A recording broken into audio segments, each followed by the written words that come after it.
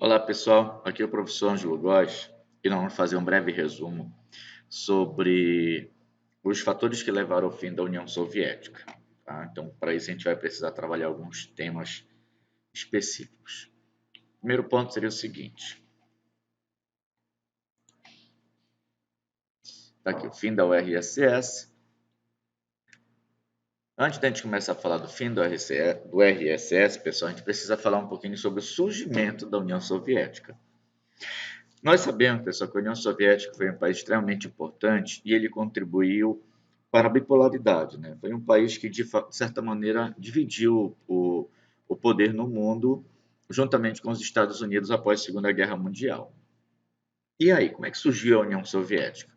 A União Soviética, pessoal, ela vai surgir lá por volta de 1922, a partir de uma união da Rússia com outras repúblicas ali daquela porção da Europa e da Ásia, formando a União das Repúblicas Socialistas Soviéticas. A Rússia, pessoal, era a principal república da União Soviética e a Rússia, começou a se constituir como algo realmente diferenciado, além do seu tamanho, a partir da Revolução Russa. A Revolução Russa ela vai acontecer lá em 1917. E é graças à Revolução Russa que nós começamos a ter a implantação do socialismo lá na Rússia e, consequentemente, na União Soviética. O socialismo, pessoal, é um sistema socioeconômico que foi pensado ali pelo Karl Marx e Friedrich Engels. Esse socialismo que eu estou me referindo seria o chamado socialismo científico. Esse socialismo era aquele que iria surgir a partir de uma evolução natural ali, ou social, podemos dizer assim, ou uma evolução econômica do próprio sistema capitalista. O sistema capitalista iria avançar, iria se transformar em socialismo, a partir das contradições, a partir de uma revolução. O que ocorreu, pessoal, é que lá na Rússia nós tínhamos alguns carinhas que acreditaram que essa revolução deles seria uma revolução socialista e tentaram implantar inicialmente o sistema socialista que foi pensado ali pelo Karl Marx e pelo Engels, o socialismo científico. No entanto, o que acabou ocorrendo foi um socialismo real, cheio de contradições, classes sociais, com falta de liberdade. Então, podemos dizer que o chamado Sorex, o socialismo realmente existente, foi aquele que de fato aconteceu lá na Rússia e, consequentemente, na União Soviética. O que acaba ocorrendo é que, com o passar do tempo, os próprios soviéticos começaram a se auto-intitular de comunistas. O comunismo, pessoal, ele seria uma espécie de evolução do sistema socialista. Seria mais ou menos o seguinte: o sistema socialista ele iria evoluir bastante, as contradições iriam diminuir bastante, as lutas de classe praticamente iriam ser inexistentes, ao ponto das pessoas receberem as coisas de acordo com as suas necessidades. No socialismo, as pessoas deveriam receber as coisas de acordo com o seu trabalho. Desculpe aí a campo aqui da escola, onde estou gravando. Bem, a Cuba, Coreia do Norte, China e Vietnã são exemplos de países que ainda hoje poderiam ser considerados países socialistas, apesar de, no caso da China, principalmente, e em alguns casos, em menor escala, o Cuba e o Vietnã, eles começam a adotar o sistema socialista, eles começam a adotar o sistema capitalista, juntamente com o seu modo socialista de administrar.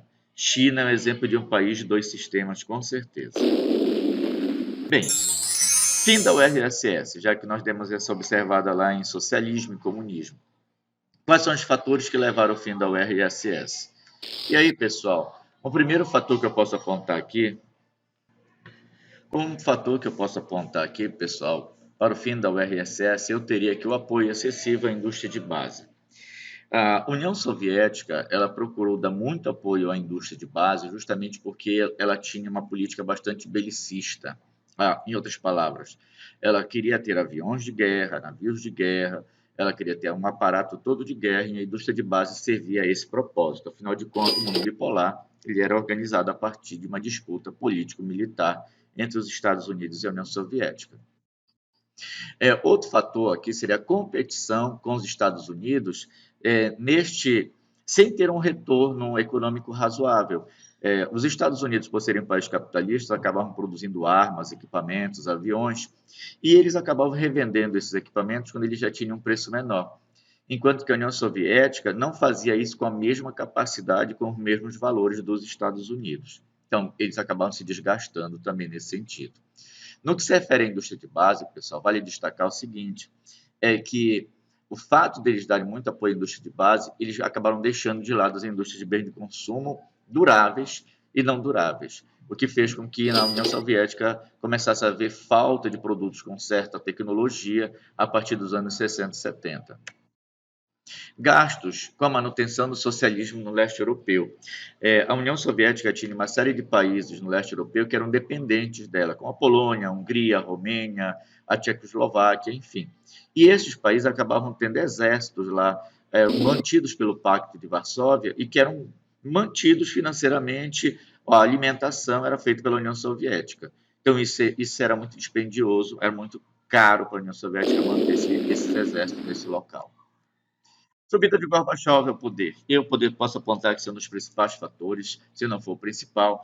O Gorbachev ele chega ao poder em 1985, o Mikhail Gorbachev, e ele vai implantar uma série de políticas que vão tentar salvar o socialismo soviético, como por exemplo a Glasnost, que significaria transparência, onde previa de repente eleições, mais transparência com os gastos públicos, pluripartidarismo, liberdade de expressão, e a perestroika, que significaria aí uma reestruturação da economia, com a adoção da economia de mercado, propriedade privada, lei da oferta e da procura, enfim, esses princípios do capitalismo que seriam implantados na União Soviética.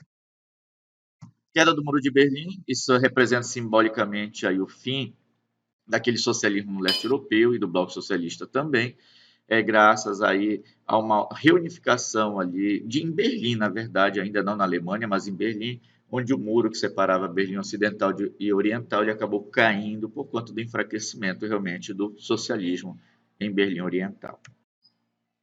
A saída da Rússia, pessoal, eu diria assim que poderia ser a gota d'água para transbordar esse balde de água. A Rússia ela acaba saindo da União Soviética. Boris Yeltsin é um cara que foi eleito lá como presidente da Rússia, e depois de uma tentativa de golpe que foi feita em cima do Gorbachev, que o próprio Yeltsin ajudou o Gorbachev, e depois o Yeltsin acaba com um bom moço que se firmou, ele acaba saindo da União Soviética. Consequentemente, o Gorbachev ele não tem outra coisa a fazer a não ser a declaração do dia 25 de dezembro de 1991, em que ele declara o fim da União Soviética. É isso aí, pessoal. Desculpa aí pelo tempo, a proposta era ser mais rápida do que isso, tá? E até a próxima e obrigado pela atenção.